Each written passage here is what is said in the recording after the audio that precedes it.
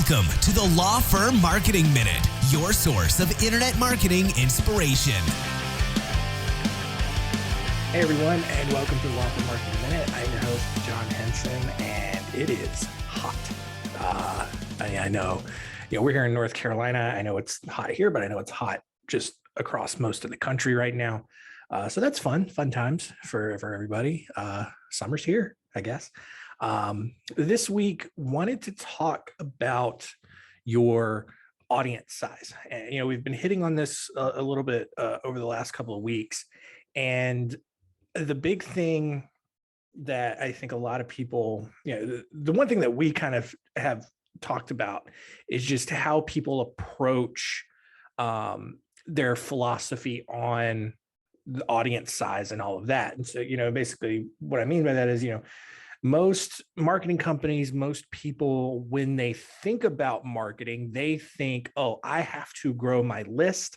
I have to grow my audience. I have to get all these followers on social media and all that. And we'll talk about social media specifically here in a second. But the overall philosophy is that, hey, I just need to grow my audience, and that will help me have better marketing. And when you do that, and when you put 90% of your marketing budget towards growing your audience, you don't leave enough for nurturing your current audience, mostly because that other 10% goes to more basic marketing materials, kind of branding related stuff, not content like, spotlight branding, what we do, but like branding stuff like, getting business cards made, or maybe you get a big sign to put up in your front lobby or whatever the case is. But yeah, the majority of marketing budgets go to audience growth. And if you're a brand new lawyer, you've just opened up your own firm, you don't have a book of business, a bunch of contacts, whatever the case is, then sure, like you do need to focus on generating a lot of leads pretty quickly. But if you've been in business for a couple of years, you should have a good list built up, especially if you've been networking, especially if you've been working closely with referral sources and building up a book of business that way. Even an audience size of a couple of hundred, a few hundred, especially once you get into the thousands, that is significant enough that you should be paying attention to the people who are already on that list, because you can generate the referrals and the repeat business from them. And it's much more cost effective. That's what we talk about, especially as we get into inflation and all of the rising costs of everything. You're probably looking for things to cut, better ways to spend your marketing dollars. Man, there's a bunch of business to be had in your current list, and just not enough people are utilizing that. And so how you lose out on business? It's because you're not keeping in touch. And so people who may have already been on your list but haven't heard from you in a while, and they've forgotten about you, they're going to end up going with another firm because that other firm does a better job of keeping in touch. So you see kind of how it all works together in this larger ecosystem. But the thing to keep in mind, especially, is it's like I said, it's much more cost effective to market to your current list. And again, you don't have to have a huge list. You don't have to have a huge marketing budget for that. So, there's so many different things to consider when you're going down this path. And so if you feel like you aren't doing a good enough job keeping in touch and nurturing your current audience, but you also feel like the ROI that you're getting from your lead generation isn't doing a great job, adjust your ratios a little bit. For us, as a marketing company, we're if you're on our list, we don't let you forget us. But there's a reason for that, but we also still do some lead generation because, we want to continue to grow and reach other people. And, we are being very aggressive at that. And so if you want to be aggressive, great, but you need to do both to be aggressive. You don't, if you're just looking for steady business, a steady flow of business, if you're not concerned about necessarily massive growth or you know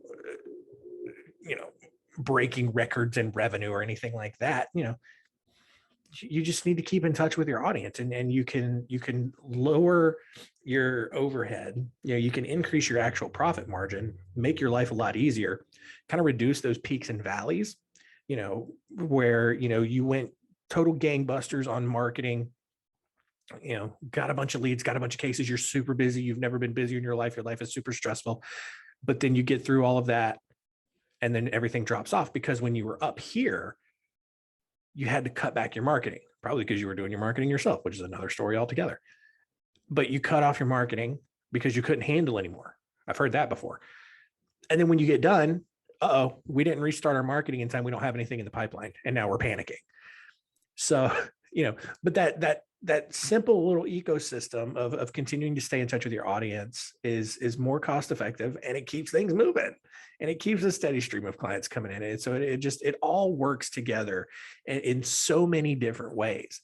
And the other point that I wanted to make is kind of tangential to this. I briefly mentioned social media. A lot of times, especially for social media marketers in most other industries, and that's the key, audience growth is a little important. Especially if you're an influencer, if you're trying to be an influencer, you need to grow your audience. You need to have a ton of followers and a ton of engagement and all that. Legal industry, it's not going to work that way, right? You can still be very successful, and you can still get a lot of value out of social media as a lawyer. It's just going to look very different from other industries. Restaurant industries, for example, yes, they're going to be talking about their food. They're going to be posting a lot of pictures on their food. They're going to be looking for engagement stuff. I mean, Wendy's, their Twitter is a great example of that. Just, really entertaining, really engaging stuff. For a lawyer, when you're oftentimes posting about very sensitive content, you cannot expect to have a bunch of people engaging on that. If you're looking for engagements and you want to build something that way, go for it. But you're going to have to do a lot of behind the scenes stuff, a lot of like office life sort of things, meet the team, little skits and videos and stuff like that to drive engagement. And you can see that kind of stuff like on TikTok and stuff. A lot of law firms are doing that, and they're having some success doing it. It's really great to see. But the key thing to remember, though, is that for most law firms on social media, don't worry about audience growth. Like, sure, get some followers, whatever, but like the difference between a law firm that has 100 followers versus a law firm that has 1,000 followers isn't much, or even 10,000 followers, because, especially with Twitter, if you have the algorithm setting on, and especially Facebook, they're not going to show your content to everybody. So it doesn't matter how many followers you have. That's one of those vanity metrics that we talk about. It's going to be how much you put into, how much you spend on those posts to boost them, to make sure that everyone sees them. And if you're going to do that, you don't necessarily need to have all of the followers to do that, because you can then start targeting people who don't follow your page and basically turn it into kind of a quasi pay-per-click ad. So that's the thing. Audience growth is overrated, honestly. And the key is creating touch points.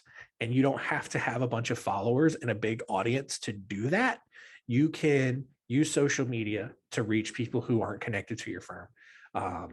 And you can use your email list to create a bunch of touch points to stay top of mind. All right.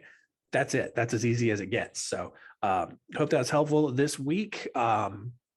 If you are in the state of North Carolina, by the way, and you're attending the North Carolina Bar Conference this week in Winston-Salem, come say hi. I'll be representing us at our booth that we're sponsoring for the conference. So would love to meet you, would love to chat. But other than that, I hope that's going to be it. We're also at the Florida Bar Conference this week. So go say hi to Jana and Sophia down there in Orlando. But that is the last note. We'll see you next week.